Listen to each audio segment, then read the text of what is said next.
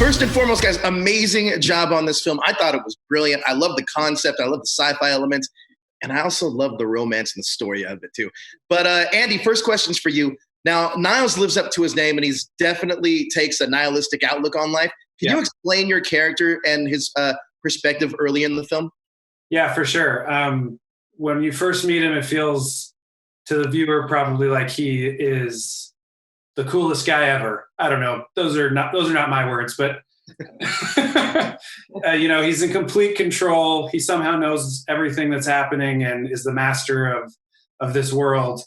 And then the longer it goes on, the more you realize he's maybe so broken and so resigned to his situation that he's actually just given up.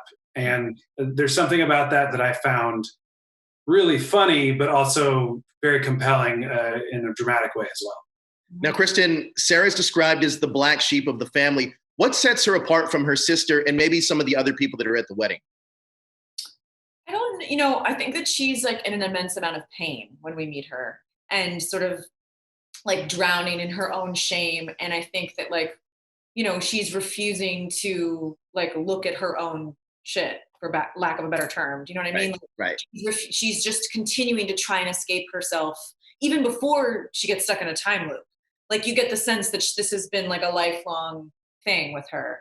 And I think, maybe how she presents herself is like very like confident and like, I've got everything under control, like whatever. But, similarly, you get to find out that like she's very, very broken.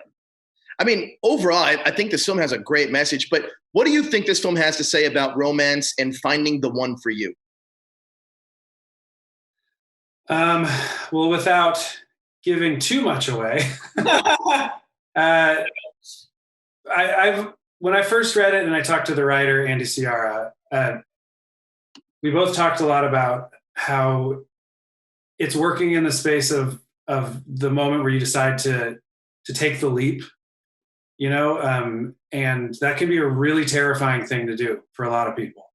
And how we both felt like we were people that had done that and been rewarded for it and felt happy about it. Right. And even in instances like Sarah and Niles, where they're both kind of really fucked up people that have a lot of things to work out, it doesn't mean they don't deserve an opportunity to do that. And I feel like a lot of people in this world feel like they don't deserve love or deserve the chance to be in a relationship or, share that experience with people because they don't love themselves yet. And the message, hopefully, from the movie is that that is not the case. I completely agree. Now, this movie was sold at Sundance for the highest total ever. Is that a badge of honor for you guys, or does that come with added pressure? I'm like honored. I also think it's so funny that it's by 69 cents. That is so funny. Sorry, that's my feeling. Hulu, I keep saying it. Hulu insisted on the 69 cents. Yeah. Now, in recent events, being stuck in lockdown in the same place, sometimes doing the same thing, do you feel like this movie it can speak a little bit more to people being confined to a place that they're very familiar with? Certainly, yeah. I mean, I think it's Cristin has talked about this a lot, and I agree. The theme of being trapped with yourself. Sure. I think quarantine is certainly giving that experience to all of us. Right. People are trapped in the relationship they're in and having to examine that and decide if they're happy or unhappy. Right. And if they're alone, they're having to face that and deal with what that feels like and what it means. And it can be terrifying, certainly.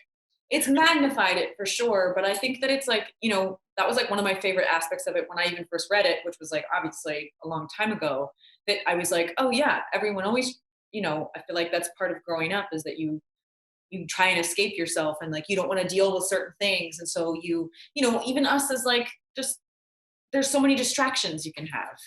You can drink, you can like watch crap, you can, eat a bunch of candy, and then you at the end of the day you have to deal with yourself.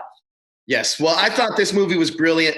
Thank you so much for taking my mind outside of where I was. for 2 hours. The film was amazing. Thank you guys so much.